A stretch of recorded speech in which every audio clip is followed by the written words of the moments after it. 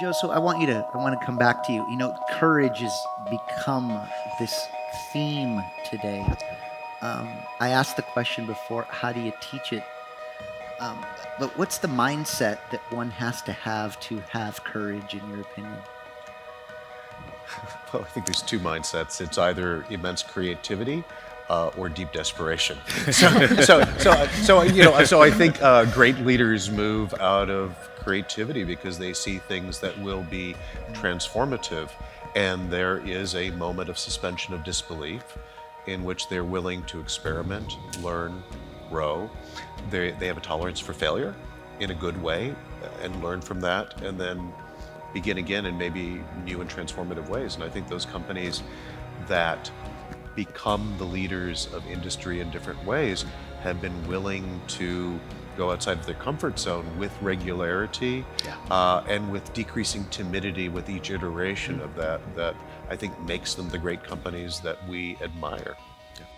I just add because that I think that's so critical, and I think one of the things that we have opportunities to do as leaders is ask specific questions, not just how are you doing, because I can say I'm great or I'm fine or I'm hanging, but even more so what makes you fine, what was the best part of your day, how can I improve your day to make sure that I'm knocking down barriers so that you can do your job. I think asking those specific questions really gets to the core, not only of personalization, but of mental health stability and moving forward.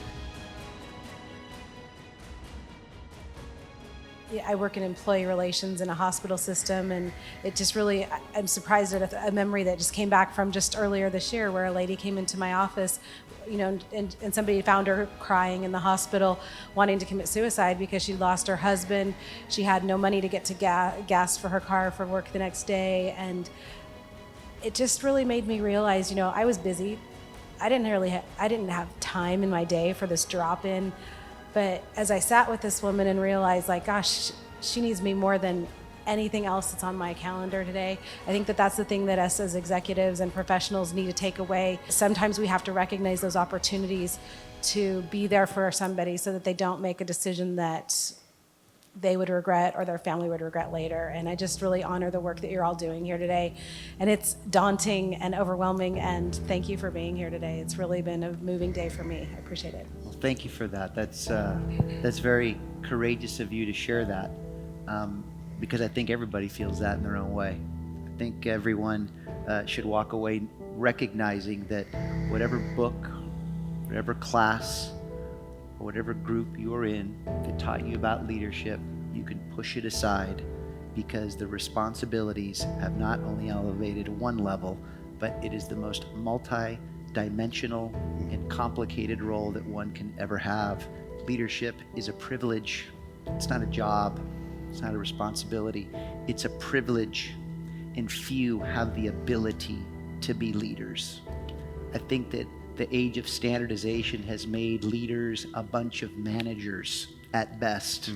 And now we have to learn how to lead all over again with all of the things that you said in mind, meaning that we can't rush to the next meeting. We can't make a big, fast decision. We have to feel as if we have to trust our gut in feeling that people are actually in touch with what they've heard when they haven't heard anything at all.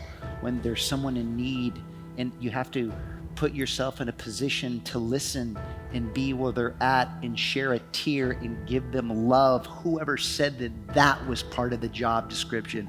I don't believe in job titles and job descriptions anymore, and perhaps you now understand what I mean by what you solve for. Because when you know what you solve for, you write the job description.